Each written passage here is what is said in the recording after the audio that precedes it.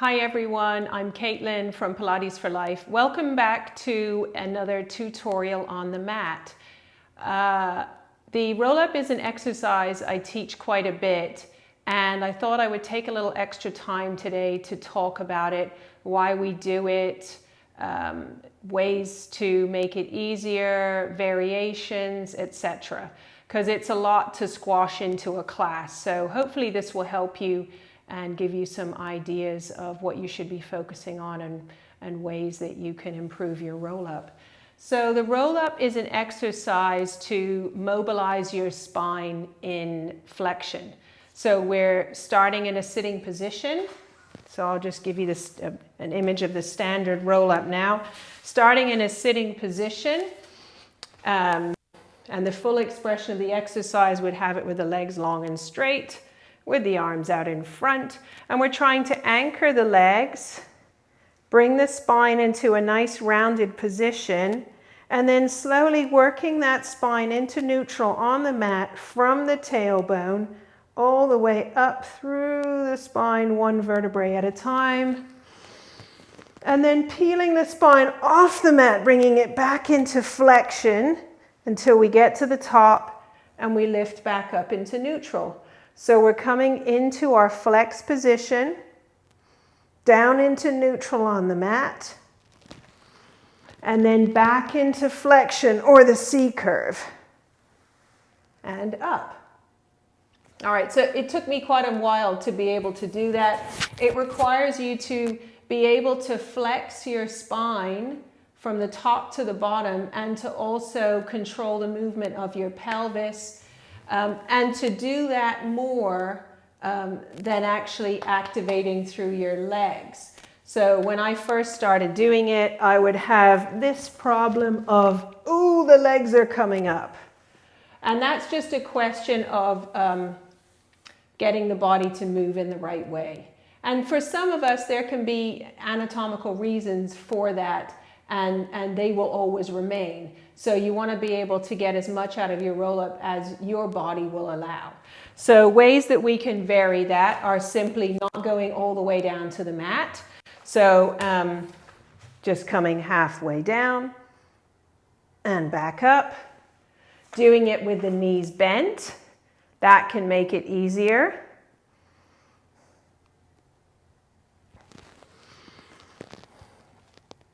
So go ahead and give that a try.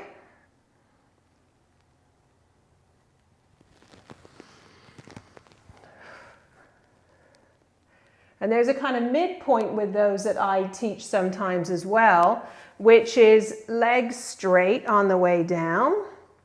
And then we get to here and bend the knees. Stretch the legs away as you roll up, which is effectively just kind of moving the center of gravity of the body further away, which kind of gives you a little help on the way up. So other things that we can use, the band is a great tool. And the other thing for those of us who have a little problem with the low back that might be related to a kind of sticky pelvis, a pelvis that isn't very mobile, is to use the pillow. So I'll go through the pillow first. The pillow sits kind of just behind your bottom, maybe an inch or two, so that when you roll back, you feel it hitting your low spine. So you feel your low spine coming onto the pillow. So I'll demonstrate. And that is particularly helpful when we're coming up and off the mat, that bit there, where you're transitioning at this point from low ribs to low back.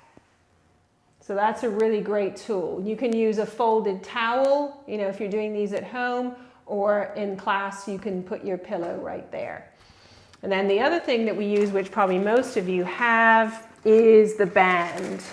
So legs are long and straight for this one, and we want to get the band around the balls of the feet and the toes, and our feet are about hip width apart.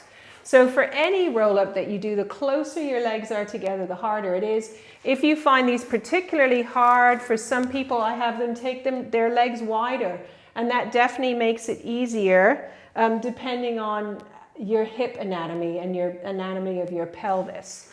So hip and pelvis. Okay, so with this one, we must keep the arms straight. That's really important. We're not pulling ourselves up. We're articulating the spine.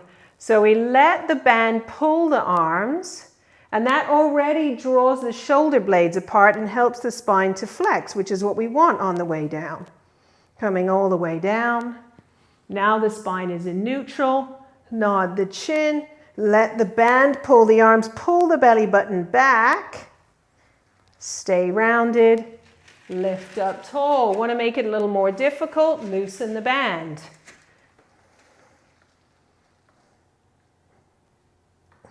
And I keep reaching my legs long, keep reaching my feet into the band and allowing the band to just pull my arms.